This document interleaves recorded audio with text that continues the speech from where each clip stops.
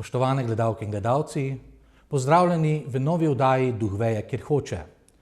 S to oddajo predstavljamo tiste posameznike in posameznice pokrajine ob Muri, katerim duhovnost predstavlja pomemben del njihovega poklicnega in ali zasebnega življenja. Verjamemo, da bo današnja oddaja še nekaj posebnega, saj jo bomo začinili celo z nekaj poezije. V goste smo namreč povabili pesnika, pisatelja, igralca in režiserja, Goričanca, gospoda Branka Pintariča. Domovina. Ne je domovina zemlja. Zemlja je nej moti. Nej so domovina bratje, niti sestre mlade. Domovina je nej meja, niti grb, pa zastave. Nej so domovina. Domovina je najbojna. Nej so to korine, niti spomeniki, bojki, srednji ali pa mali. Domovina je nej misel tvoja, niti njiva zorana. Domovina je nej mati, pa niti oča, pa nej so to obroti. Domovina je reč, samo reč, pa nikad drugo. Domovina je mrlina. Gospod Branko Pintarič, lepo pozdravljeni v studio Televizije As. Enako pozdravljam vas in seveda vse vaše gledalce. Zakaj ste izbrali ravno to pesem za začetek? To pesem sem izbral zaradi tega sporočila. Nastala je tam takoj po našem osamosvajanju in zbral sem jo pa zato, ker zmeraj agitira oziroma spodbuja ali pa po domače povedano gre na živce tistim, ki so na oblasti, tistim na paše, ki so pa v opoziciji, bi pa zmeraj radi, da jo preberem onim tam gor. Ste neki novodobni James Dean, upornik brez razloga, ste vedno v opoziciji ali samo ko si zasluži nekdo, da mu nastavite v gledalo? Jaz bi rekel, da sem bolj upornik z razlogom. Upornik z razlogom. Z razlogom, ne. Se pravi, kritiziram zmeraj vse slabo, ne glede na barvo, katera je gor, ali so levi ali so desni. Zmeraj skušam opozarjati na napake. Se pravi,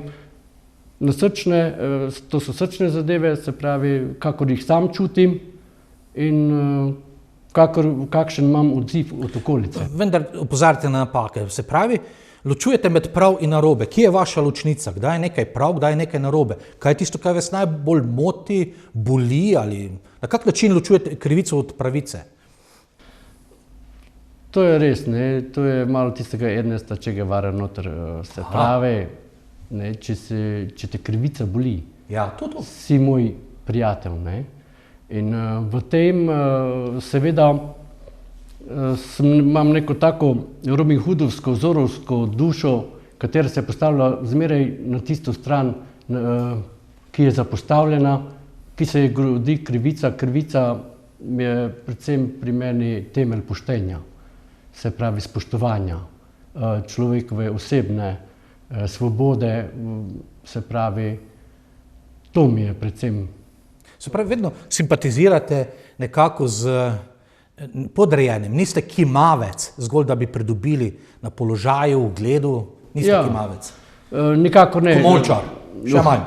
Tu imam eno, tako bi lahko rekli, s temi komolcem sem fejst podoben Avgustu Pavlu.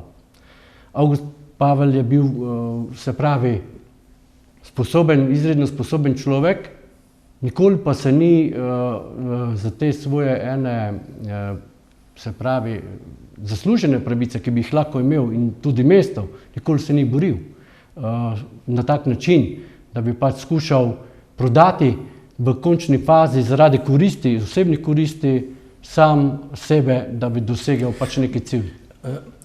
Kaj je to neko svetobolje potem, neki trpeči umetnik, ne nujno tragik, ampak nekdo, ki v svetu dejansko vidi najprej žal krivico, da njegovi senzori so najbolj izostreni prav za krivico?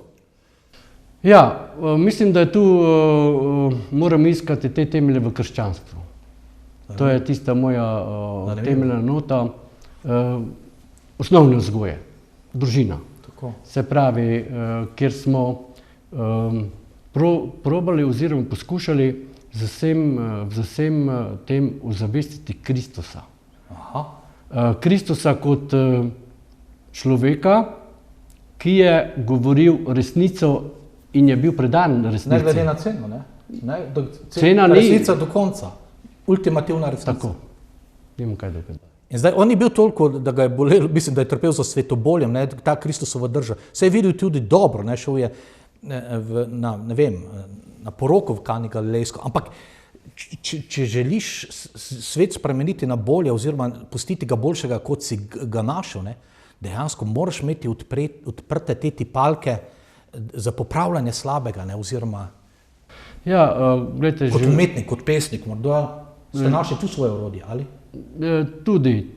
Tu sem se nekako, bi rekel, osnovno, se pravi, izražal v pesmi. Ne? Jaz sem, na primer, pesmi začel že zelo zgodaj pisati tam v 5. razredu, ampak ti so začetku so bili, veste, ne?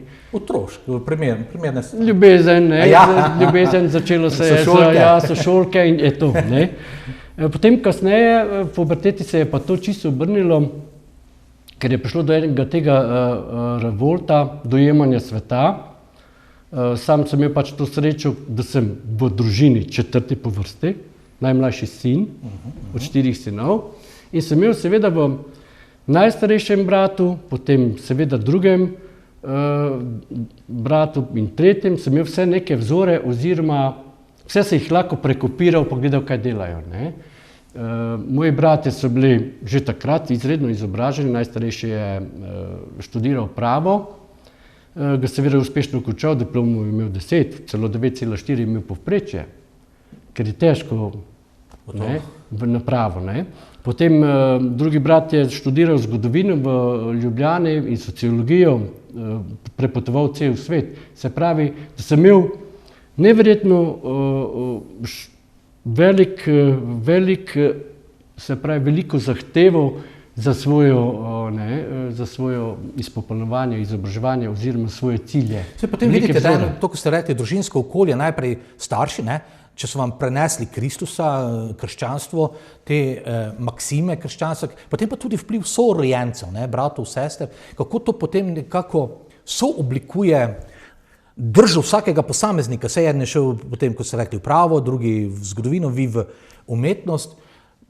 Lahko torej na podlagi vašega življenja se znova potrdi, da je tisto primarno okolje, v katerem se oblikuje, se to ne bomo rekli, da bomo odkrili tople vode, ampak vedno znova poudarjamo danes, ko se na novo definira družina, pa ne vem kaj, da je vendarle to močno ali pa odločilno zaznamovalo vašo prihodnjo pot. Sigurno. Najmlajši smo zmeraj deležni vseh teh tortur.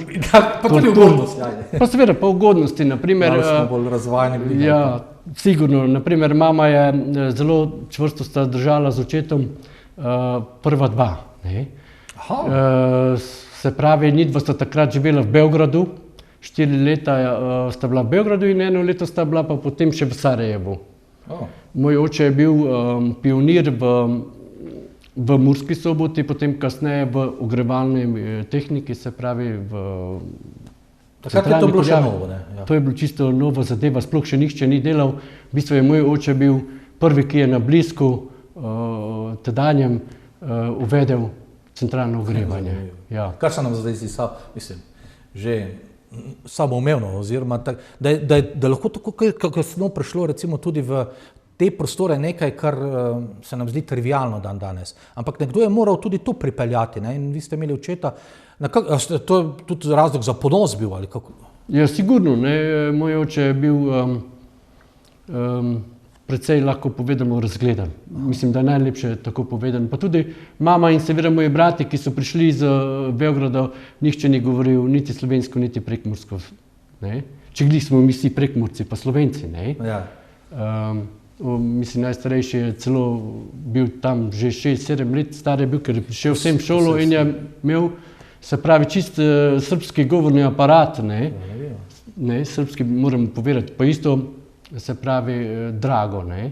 Jedva sta bila tudi deležneva več materine ljubezni, naprimer, cajta, kot sva bila midva, ko je mama prišla nazaj na to veliko kmetijo, katero sta potem dobila od rogača, od tega, ki je bil brat od babice, ne, v upravljanje in seveda cajta je zmanjkovalo, ker enostavno dela je bilo ogromno, mama se je mogla posvetiti delu, oče je hodil v Mursko Soboto na delo in enostavno smo mi imeli srečo, jaz in moj brat Miran, ne, da sva bila bolj svobodna. Se pravi, nisva bila tako na šolo tempirana. Ne. Vas niso nekako že videli kot naslednika kmetije ali pa, oziroma tako vprašal je potem to, da ste se lahko posvetili pesništvu, poeziji, nekako ste pesnik po duši, ali je bil to splet okoliščin, ali je to bilo seveda tudi spodbujeno v družinskem okolju. Če pišeš v osnovni šoli, še ne veš, da boš pesnik, ne? Če pišeš v srednji šoli, lahko računaš, da bo to tvoj hobi celo življenje. Kdaj to postane tisto, ne? V srednji šoli si še vezan na dom, vseeno še poveš vse staršem. Kdaj tisto, ko seznaniš starše, tu se vidim, želim, da me podprete v tem, to bo naj moja pot. Zanimivo to, jaz sem bil, lahko povem, kot četrti bolj nezapostavljen, ampak sproščen, svoboden. Tako. Se pravi, to je ta sreča. Prva dva sta dala pač to materino in očetovo mladost skozi, sta zrasla v njihovi mladosti. Moja mama, ko je mene rodila, je bila stara 42 letu. Se pravi, čist en drugi pristop, eno izkušeno sprejemanje otroka po tej strani. Po drugi strani pa tudi en drugi, lahko bi ljubeč odnos zopet dosti bolj kot, ker je imela že izkušnje, ker ste se očetom imela že izkušnje s prejšnjimi otroki in ste se že na njih dva naučila, kaj je dobro, pa kaj ni dobro za otroka.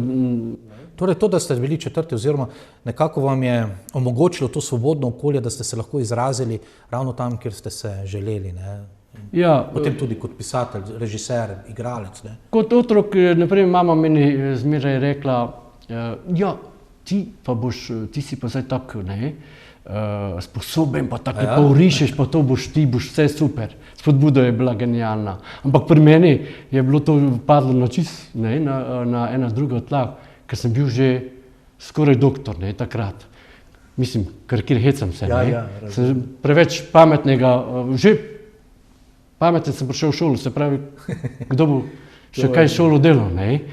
In to se je po eni strani pokazalo kot slabost, po drugi strani pa je ena zanimiva borba. Zdaj razmišljam, dejansko potem ta, ja, seveda, to, ko ste zdaj rekli, borba, ja, oziroma ta ukaljupljenost, ne, biti del nekega ustroja, tudi kot je šola, če ste že bili deležni sorazmerno svobode, ne, v družinskem okolju, potem je pa tam nek sistem, ki pa točno želi, da si toliko ur na miru, toliko ur, da ne posvetiš nalogi. Jaz vedno občudujem tudi, da, ne vem, umetnike, da je to neke vrste, grdo se bo slišalo, luksus, ne, da si lahko, ker dosti se nas je podrejalo v sistemu, to hočem reči. Če smo želeli najti sebe ali pa postati uspešni, si vedno moral leta za letom spoštovati ta ustroj, ukaljupljenost sistema, ne, in vi ste pa že prej pogledali izven njega. Meni je, se pravi, te ene izkušnje, pa ta ena ljubezen matere, ne, pa odkrit pogovor, ki je verjetno manjka v družini, ne, v teh družinah, ki so zdaj tu, sploh smo lahko veseli, če je pogovor. Ja. Mi pa smo imeli dosti več, ne, tega nekako ono, kako tisto, nje mama zmeraj odprla, mislim, smo odpirali te ene diskusije tako široko in tako globoko, ona je dosti brala. Moja mama, kljub temu, da je delala na kmetijstvu, čist trdim, da je več knjig prebrala kot kakšna koli učiteljica. Naprimer, da je imela eno širino. Ne?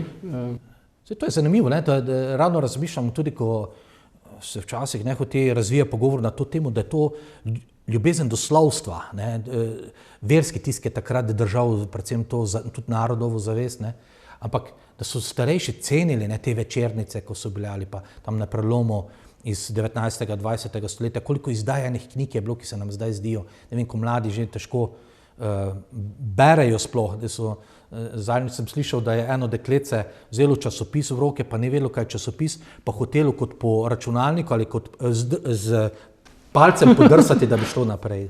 Pravi, kam smo prišli. Ampak tu vidimo nekaj vaših izdelkov, ki ste jih, se pravi, ali ste avtor vseh teh, kar jih tudi vidimo? Lahko tako povemo, te pesniške dve zbirki, tu sem avtor, ne. Zdaj, sigurno manjka še ena, tista, kjer smo štirje skupaj, tista prva, začetna, ali pa mogoče še ena, kjer je bil sploh imenik članstva Književne mladine Murske Sobote, kjer smo takrat začeli delovati. Drugače so pa te dve sta čisto moje avtorska dela, potem to so pravljice, pač izbira jugoslovanskih pravljic in narečnih slovenskih, kjer je od teh narečnih slovenskih izbrana moja prekmurska pravljica. Za kar sem zelo vesel. Izabrala jo je ruska prevajalnica v Sloveniji, ker težko, da bi tu kdo izbral, ne, drug. Ne. In tu sem je to srečal. To je tale Mali kraljič, je pa nastal na pobudo Akoša Dončića, ki je, se pravi, to poskušal prevesti. Je imel ta en prevod in smo potem videli, da da prevod takšen, kakšen je, pač ne bo mogel iziti, ga je treba popraviti, ker jaz izhajam zmeraj, ko pišem, kdo bo to bral. Točno. Kdo bo to bral, komu to koristi. Se pravi, če je knjiga, lahko povemo slaba ali pa povprečna, nihče ne bo bral. Kdo vam je vzgled v prozi? Ste se po kom zgledovali, kako bi označili stil svoje proze in potem stil mogoče tudi lirike, pesništva? Glejte, tega nikoli nisem imel nekako... Nenačrtno? Tisti neke stopica, rima, ne, A, B, B, ne. Jaz sem, na primer, kar se tiče tega, sem se bogatil na primer, meni se dopade Franz Kafka. Louis Borges. Borgesa sem rad bral. Potem eden največji vpliv name je imel pa Hesse. Wow, Stepni Volk pa teze. Stepni Volk, na primer, to sem imel celo referate. Demian je bil ena, lahko bi rekel, temelj mojega razmišljanja in začetka. Se pravi, ta svoboden pristop potem temu krščanstvu, ki je v Evropi, se pravi, to je Demian, ne? Ker on razmišlja o tistima dvema, ki sta na križu, se pravi, ne? O nečistniku in o... Razumem, ja. Levi in desni. Ja, in ta njegov Demianov, se pravi, ta drža in seveda, ko se on upre in začne zastopati šibke. Se pravi, takrat se je vas vcepila tudi ta drža, ne? Viteška je to v bistvu. Viteštvo, eno od teh, mislim, da ko je vitez zaprisegal, ali je to, da bo branil šibke, ne? To je, mislim, da en tak zelo plemenit cilj, ne? Da imaš vedno v fokusu tistega, ki je šibek, ne? Torej vam ni forma bila toliko važna, da bi se zdaj izmojstrili v nekem, ne vem, sonetu ali pa... Tako je. Meni je vsebina najbolj pomembna. In vsebina in vse te besede, ki jih izbiram, so, se pravi, del enega magnetnega valovanja iz vesolja name. Jaz ne štancam, ne pišem in od tega nikoli nisem, od pesništva in od teh knjig nikoli nisem živel. Se pravi, se mi ni bilo potrebno podrediti enemu povprečju. Svoje uspešnosti ne boste temeljili na tem, koliko vam je uspelo nagrado dobiti ali pa sproducirati izdaj, ne? Ampak kolikokrat ste našli tisto, kar ste res lahko izrazili.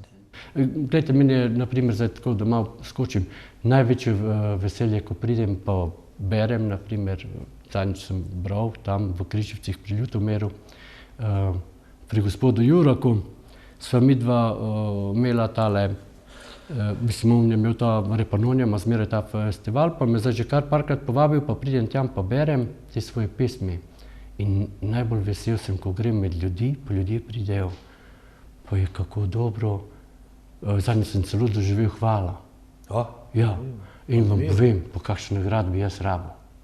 Človek pride iz svoje stiske, da mu jaz preberem eno pesem in da se on v tem najde in da začuti, da na svetu ni sam, da še nekdo enako tako razmišlja kot on in seveda,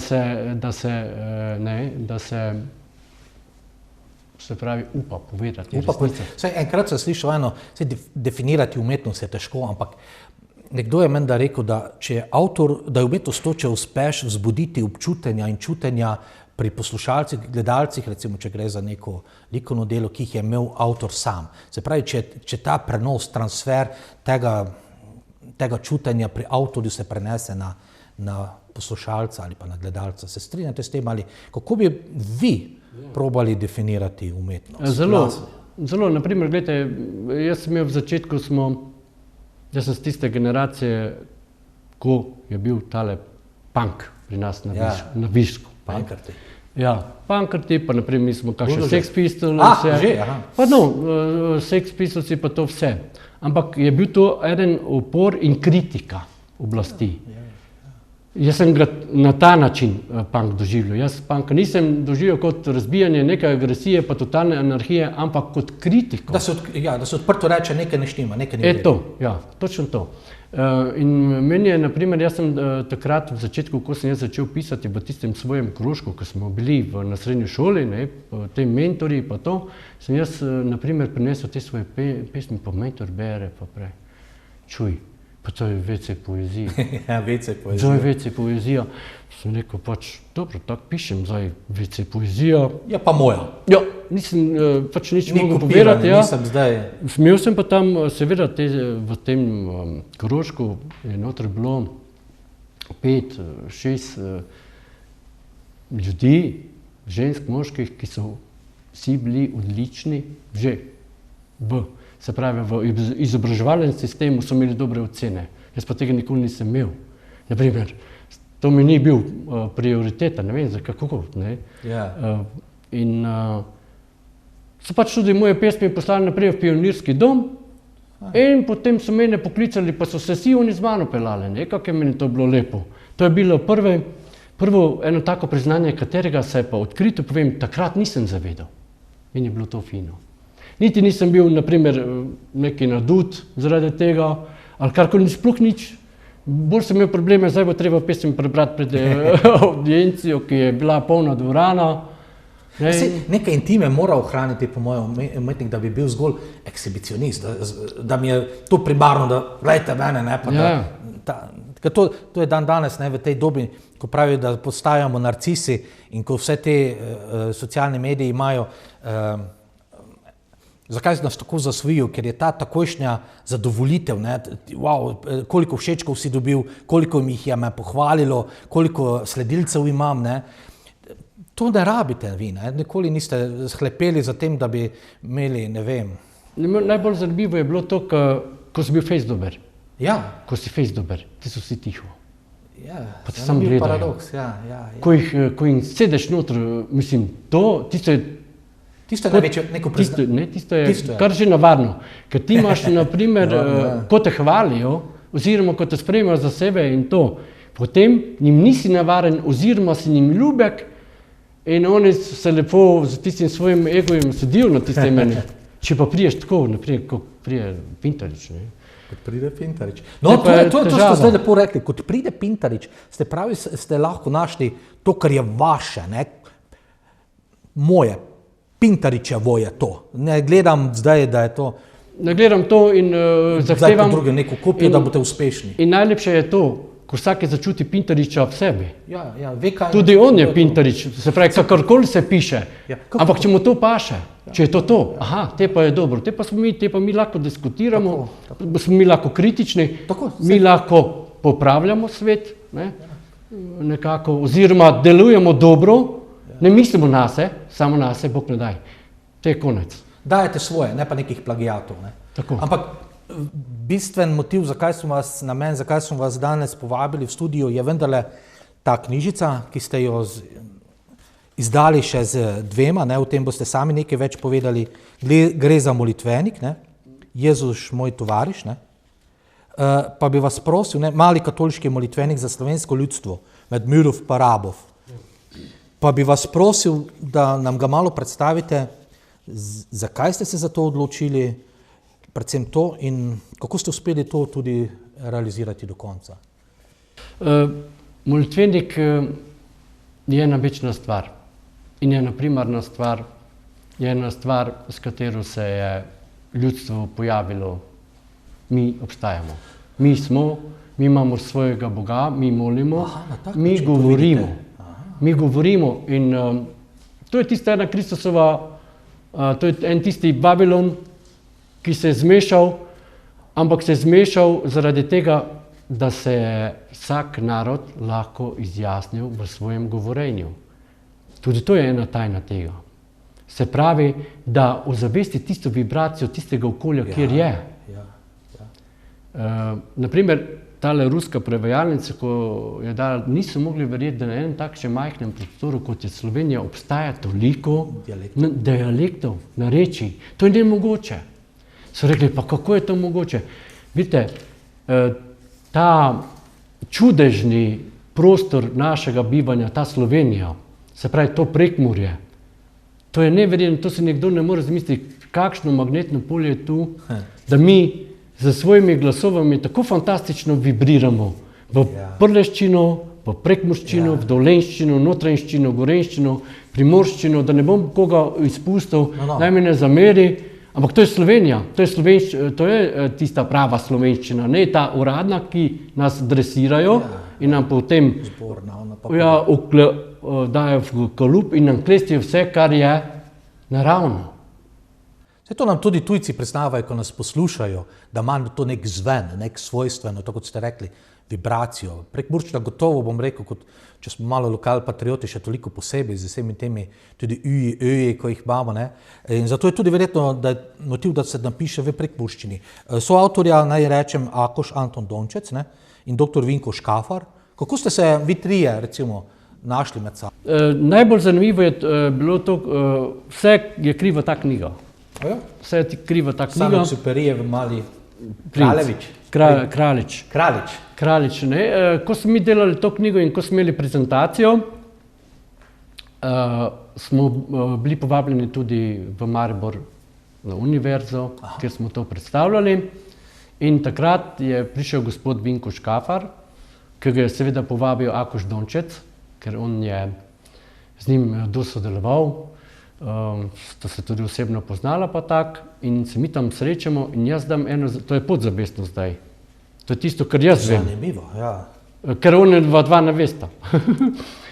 Dobro, boste zdaj zvedeli. Ena zadeva, da jaz pravim, da pač vsaka hiša ima sigurno Biblijo, neko to sveto knjigo doma in da je sedaj obvezno, da kakor ima vsako to Biblijo, pa molitvenik, da ima tudi to knjigo v Prekmurju, vsaka knjiga, ker je to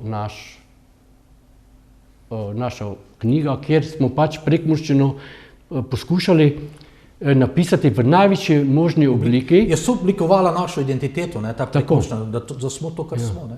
In potem, čez nekaj se pogovarjamo z gospodom Škafarjem in tako, pa on pravi, ja, pa mi Marki, pa to. Se pravi, pa ti Marki lahko prekmurski štejo, ne, tako kot mi, ne, ampak itak, da po svoje potegnuli. To sem hotel povedati, da lahko Marki tudi po svoje potegnejo te besede. In kar za nekaj cajta pride potem Akoš z idejo, da pa mi naredimo molitvenik. Meni se to zdelo blazno dobro, ne. In verjetno sta se tu in dva kar na to podzavestno in smo mi to kar fej zagrabili, naredili smo 3 delovne sestanke, mi smo to šli skozi celi te molitvenik, ne vem koliko krat vse te besede in tudi jaz sem... Vidim, da ste napisali vi sami Križev pot, ne? Ja, moj je Križev pot in potem sem še predlagal vse te cerkvene zakone in vse to noter, da pač je to ena knjižica, Kompendij. kjer dobiš eno informacijo, celotno informacijo o krščanstvu, o cerkvenih zakonih, o vseh teh blagrih. In mi je bilo to, evo, in tu sem se trudil, pa smo prevajali. V Križevem potu sem pa ga napisal, nisem ga pisal tako, da bo to cik-cak, vse enako, kak mora biti, toliko besed, ne. Ampak je čist moj Križev pot zaradi tega, ker sem ga napisal, kak sem ga čutil, kak sem ga živel. Ne, se pravi, in vsaki postaji sem dal seveda svojo težo, vsaki postaji sem prepisal pesem in seveda sem pa za osnovo imel več križevih potov. Tako da sem jaz iz večjih križevih potov potegnil bistvo križevega. In dodali še svojo noto osebno. Prekmursko osebno noto. Lepo, da ste me popravili. Da ne pozabimo, gledalci, če bi želeli dobiti to knjižico, ki jo najlažje dobijo? Na spletni strani Animus, se pravi založba Čas, Zeit, moram prevesti, kako je, nimam časa. In tam pa se lahko naroči vse te knjige, še malo je, naprimer, tega tudi, kaj je. Še nekaj tega je. Ja, nekaj je. Ker recimo, ko sem bral, dejansko nekateri izrazi, seveda, da so mi znani, ampak lepo jih je znova slišati, ali pa v tej obliki, pri veroizpovedi, da imaš, čakam gor stanenja mrtvi pa žitek, življenje, to žito, žitek, povezava med žitom in življenjem, žitek, še zdaj se porabci govorijo, tudi žitek, kar je zelo lepo.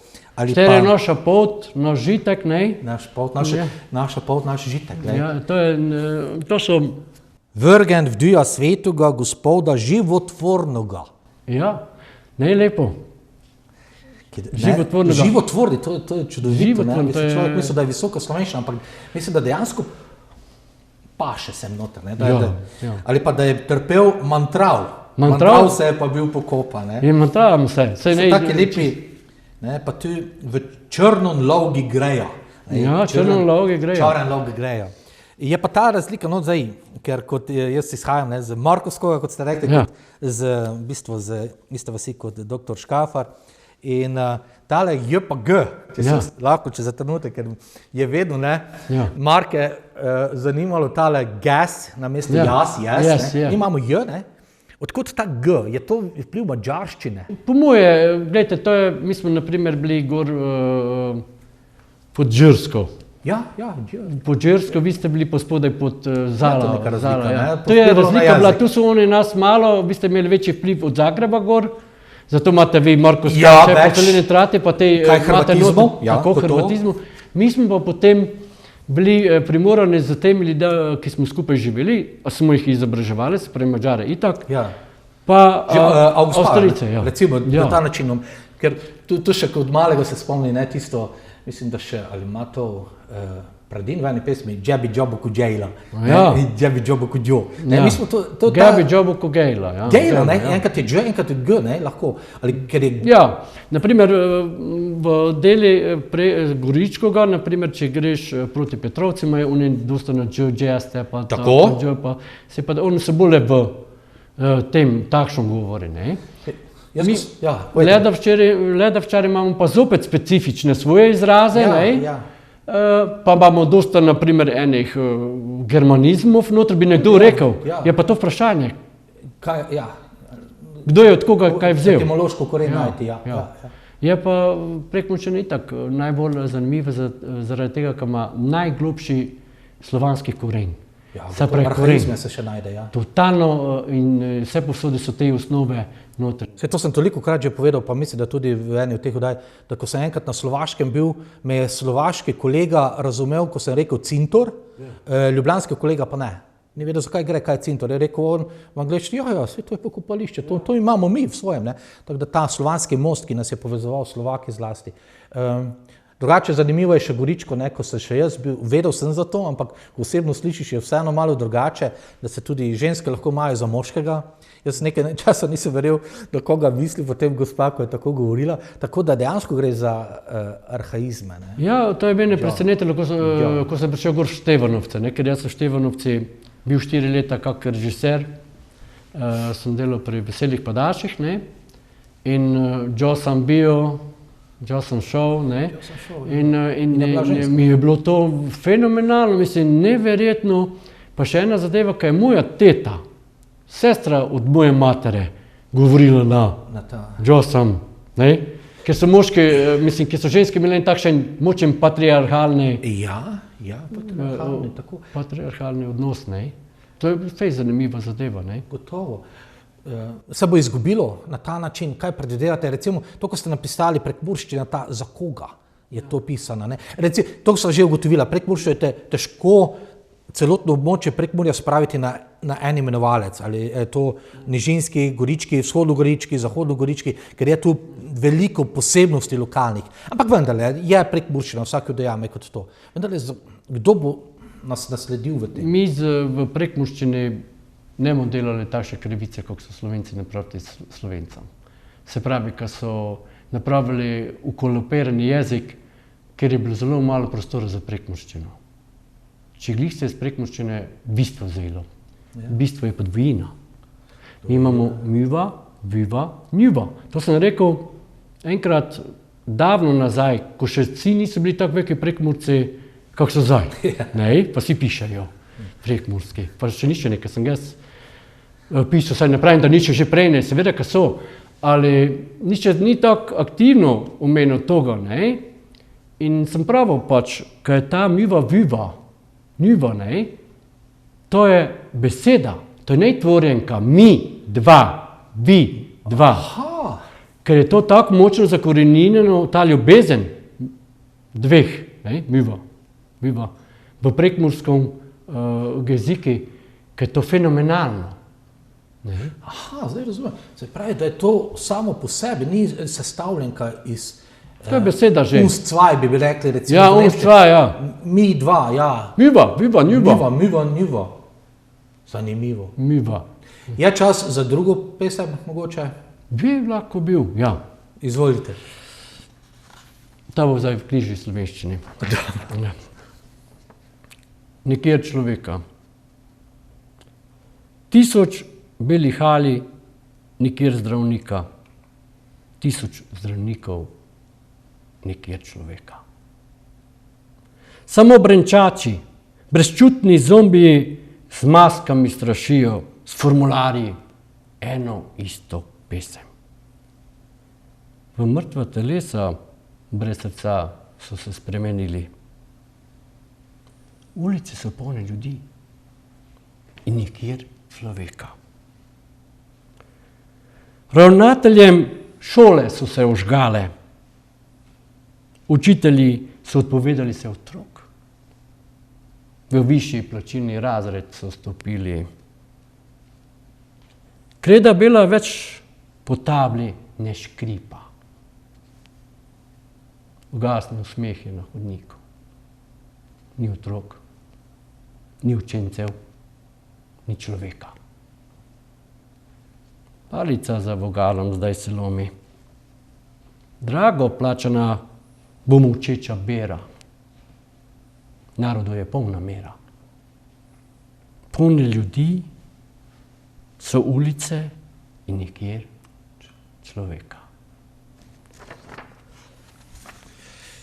Da bom prejudiciral, malo si domišljam, kaj je mogoče vas nagnilo, da ste napisali to pesem. Sami povejte, se tu nedavni dogodki odslikavajo v tej pesmi? Ja?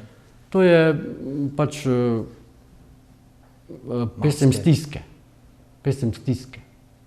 Spričo covida, maske, zdravniki, pouka ni bilo, otrok, doma smo morali biti, maš ni bilo. Je to bilo v tem obdobju ali To je točno iz tega obdobja, točno v tem obdobju napisano, za to obdobje, predvsem je to tožba empatiji.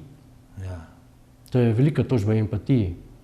In tu se noter čuti, se pravi, tista zgubljenost enih vrednot, ki so čez noč izginile, prava, kater se več ne upošteva. Človek.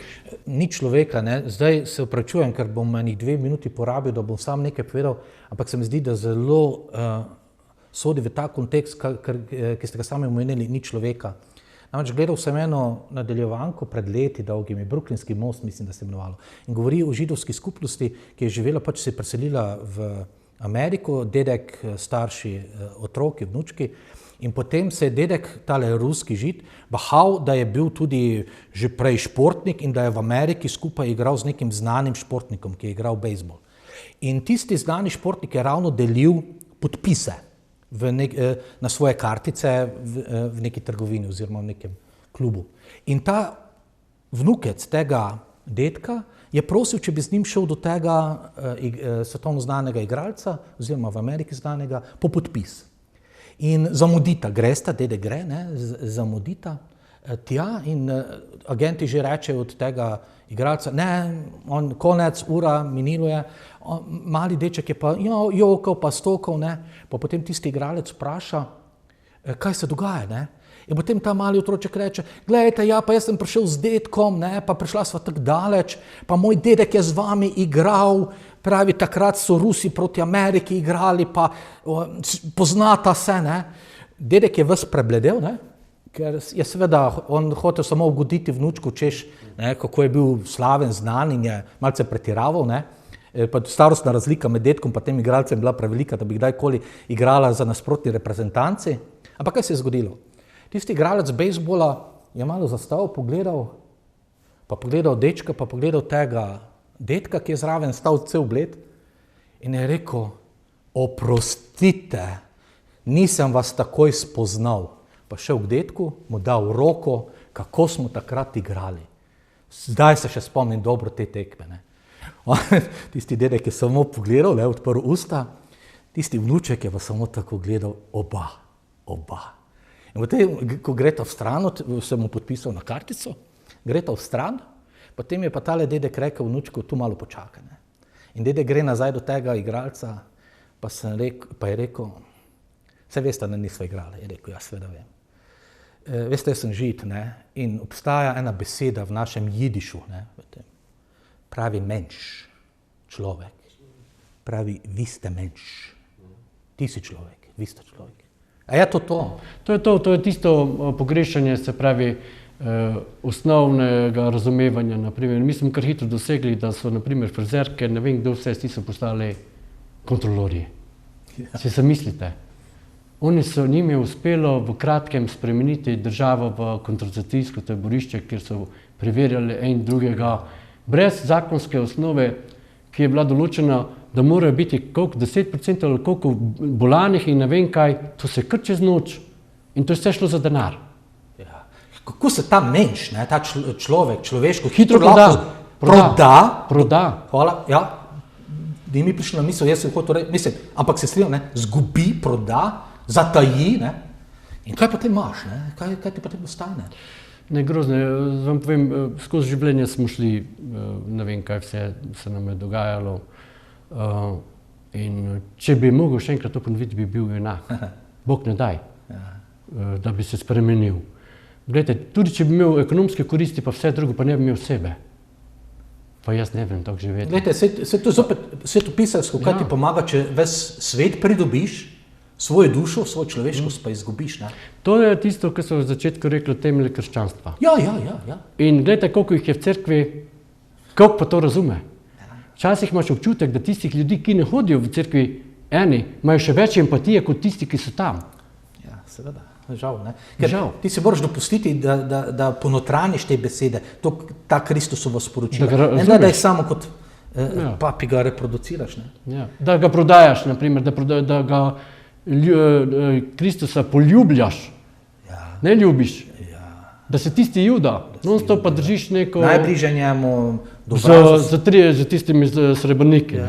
Se pravi, imam še eno pesem, kjer imam zopet domovino, ker jaz imam 4 domovine, in v tisti notri pravim, srebrn kovanec za vsakega od nas.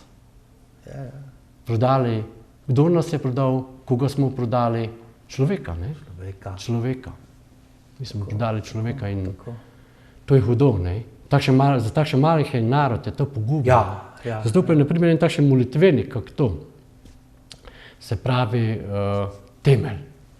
Tu si prebereš noter ene te osnovne zakonitosti, kakšen bi človek mogel biti. Se pravi, ne delaj drugemu to, kar ne bi rad, da ti naredi. In še ena tista, ki je najbolj zanimiva, je pa ta, kaj bi bilo, če bi vsi to delali. Pa zdaj smo videli, kaj je to, če vsi to delajo. Ne? Kje si ti pozabil tam, priješ friserju, če imaš, če si cep? Mislim, pa če ono, pa zakaj nimaš maske pa to. In čist brez ene inteligentnega preverjanja vseh teh informacij, ti takoj nasedeš, ti si prižgeš televizijo in on tam te je povedal, pa se gotov. Kaj je to? Mislim, pa ni to, mislim, čudno. Tu se globoko strinjam z vami. To je zame luksus. Ja. Tega si jaz ne morem privoščiti. In tega si nikoli ne bom privoščil. Zaradi tega, ker kasneje bom težko funkcioniral. In naprimer tale demenca je modern ne toliko betek, kako bi pravili Prekmurci, se pravi fizičen, nego duhoven. Ja. Če ti lažeš sam sebe, ti ozavestiš laž. Če se ti ozavesti laž, na koncu se ti zgodi. Ti ne obstaješ več. To je neurolingvistično pogojevanje, dejansko tisto, kar hraniš v sebi, kjer je vaše srce, tam je vaš zaklad, oziroma kar neguješ sebi, kot, ne, dejansko postane tisto. Ne, to so... Enkrat samo duša te zapusti, v bistvu tebe zapusti, ti pa več ne veš, niti na WC. Ampak zakaj? Zato, ker si ti non-stop autogeno treniral sam sebe. Ja. Ne, to ni res. Ja. Šel si, pa se enemu naredil slabo, nisi doživel nobene empatije, nego ti si rekel, ne, to nisem jaz bil, gremo naprej, in potem se to nalaga. Ne, to nisem bil, ono nisem bil. In na koncu pride vprašanje, kdo si bil? Nihče nisi. Samo telo brezdiše tava. Komu diše odide? Zombiji, to so delali. Se spomnite, koliko je bilo teh zombijev, pa si so se mazali, pa to je... Postajamo zombiji. Zdaj imate medvrstniško nasilje, ne, v srednjih pa drugih šolah. Zdaj se koljejo, ne, že zaradi objave na TikToku. Nima pa kakva empatija, ne, koliko bodo dobili te vzhičenosti nad odzivom prek nekih medijev.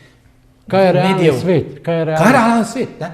Odlično. Vse nasilje v neki metavers govorijo, v neke navidezno resničnost nas želijo preseliti, ne? Pred to odgovornostjo, pred posnemanjem recimo Kristusa in njegovega nagovora. Pred zlicem z naravo. Kristus nikoli se ni oddaljeval od narave. Krščanstvo pa se je. Že do določene mere smo mi prišli do tega, ko smo rekli, da pač živali nimajo duše. Kar je pa zelo ena velika prešljivost. Naprimer, mi dva se lahko pogovarjamo. Glejte, jaz naprimer včasih objavim kakšne dimljene zadeve gor na Facebooku. Ne? In je meni hudo. Meni najzaj prije en vegan pa mi govori, zdaj ti koleš pa to. Pa daj nekaj, ne zabavljaj me. Ker je meni bolj hudo kot tebi, ti pa to sploh ne veš kaj. Ti niti ne veš kaj ješ. Ti si pojedel 5-krat špricano sojo od mojega soseda, ki šprica kak norke kapitale in podpiraš čisto en drugi sistem, katerega pričakuješ. Vse tu so paradoksi. Človek je bitje paradoksov, to je dejstvo. Ne? Po eni strani v Svetem pismu, tam mislim, da v Pridigarju nekje piše nečimernost, vse je nečimernost. Živi kot živinče, ne? Umre kot živinče, oziroma živina. Ne? Vsi imamo isti duh življenja, ne? To, ko oživi ta Božji duh, daje življenje na zemlji z istim duhom kot tudi živali. Živali, tako kot je Aristotel priznaval, da imajo animalično dušo, ne? Nimajo pa racionalne. To tudi Tomaž Akvinski potem prevzame in razlikuje vegetativno, animalično, racionalno dušo in lastnik racionalne duše bi naj bil samo človek. Ne? Tako da po eni strani ta nečimrnost, če si mislimo, da smo kaj, ker si prah se povrneš, po drugi strani pa vendarle piše, ne, malo nižji od angelov smo, oziroma zapisalo je bogovi ste, oziroma mi smo edini, ki smo Bogu podobni. Vendar ravno ta razpetost med popolno zemeljskostjo pa onostranstvom nas včasih dela malce schizofrene, ker se včasih nagibamo preveč na eno, včasih pa preveč na drugo stran, se mi zdi. Ampak to so tako že, da ne bomo zafilozofirali pregloboko, mogoče teme še za kako drugo srečanje. Zdaj bi se za nekaj minut dotaknila tudi vaše funkcije predsednika društva Avgusta Pavla. Jaz mislim, da je Avgust Pavel premalo znan Prekmurcem. Tako da v parih besedah, če samo parih besedah njega predstavite in potem odkud ta navdušenje ni, oziroma da ste prevzeli tudi predsednikovanje društva. August Pavel je človek temelja se pravi, ima totalno krščanske temelje. Je zanimivo, njegov oče je bil protestant, njegova mati pa je seveda rimokatoliška bila, imela celo v svoji rodbini duhovščino, brate, in to so bili že, se pravi, povezani na ta način z vero. August Pavel je pa sam, se pravi, z vsemi svojimi bratimi in sestrami, ki je imel, pač bil v eni, lahko povemo, zelo skrbno odhranjeni družini, kjer je tale oče, ki je bil krojač, zelo dobro poskrbel za svoje otroke. Mislim, da so to kar 2 duhovnika, pa 2 nuni, pa še en brat, ki je bil, se pravi, so vsi nekako bili povezani z Kristusom. On sam, ki je bil tak, kak genij predstavljen, ne, on je bil zelo zanimiv, ki so ga opazili že tedajni župnik pa to in so ga enostavno poslali z očetom, seveda, ki je bil protestant, v katoliške šole, se pravi, pa gor v Monošter, kjer je on takoj, ko je prišel, kljub temu, da ni znal madžarski jezik, imel najboljše ocene. On je bil skromen človek v sebi. Se pravi, je bil... Blizu temu idealu, kar so ga prej opisovala. Točno. Po eni strani kozmopolit, vendar je vpet v lokalni problem. Ja. On je nosil v sebi, tako na kratko, eno veliko bolečino našega prekmurstva. On se je bal za vse nas. Govorijo, naprimer, da je on bil sin 2 narodov. Ni bil sin 2 narodov, on je bil samo sin slovenskega prekmurskega naroda. To vam ga zdaj odkrito povem, ker to so vsi začeli potem barantati, ker so to nekaj povezovali. On je zelo drago plačal, se pravi to, da je pač sin 2 narodov. On je bil pa lojalen in se je zavedal, katera država, v kateri je živel, mu je omogočila vse to šolanje, se pravi, to je eno prosperiteto, katero je dosegnil, s tem, da bi dosegel dosti več, če bi, naprimer, ne zmeraj pisal Pavel in ne bi dodal tega madžarskega, ozkega aja, ni hotel dodati in to ga je stalo, da nikamor ni mogel priti. Njega je dvignil njegov učenec, ki je dobil Nobelovo nagrado. On ga je učil matematiko celo, tako daleč ga je spravil, in je ta ga potem, ko je bil rektor na tej univerzi, poklical, da je bil tam potem profesor. Se pravi, ni bil tisto, ko smo... Skozi v njegovem liku lahko opažamo ali pa zaznamo to, kar so prej govorila, kako je včasih ta ekvilibrium težko najti, to ravnotežje, to je v bistvu vrvohodstvo, med tem časih, kako bi rekel, med tem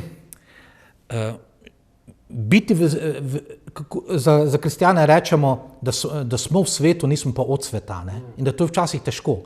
Potrebno je znati, najti neko poslanstvo, neki prostor v družbi, vendar ohraniti neko identiteto, zlasti, če si razpet med različne narode, jezike, tudi zdaj, če ste vi nekim blizu z srbskim ali pa v Bosni, vendar je jezikovna barijera manjša, z madžarščino nas bolj loči jezik in tu vedno najti neko mir v sebi, neko zdravo mero sredine, ravnotežja.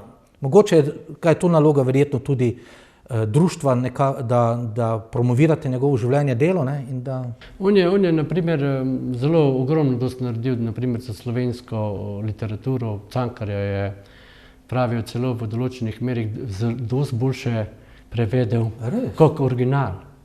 Oni so v teh delih, ki jih je Hlapce, naprimer, videli neverjetno odličen prevod, ki so ga zavideli povsod. In tudi druga dela, ki jih je, tudi sam je bil pesnik, je pisal te pesmi in to on je po krivici premalo znan zaradi tega, ker se ga je spolitiziralo.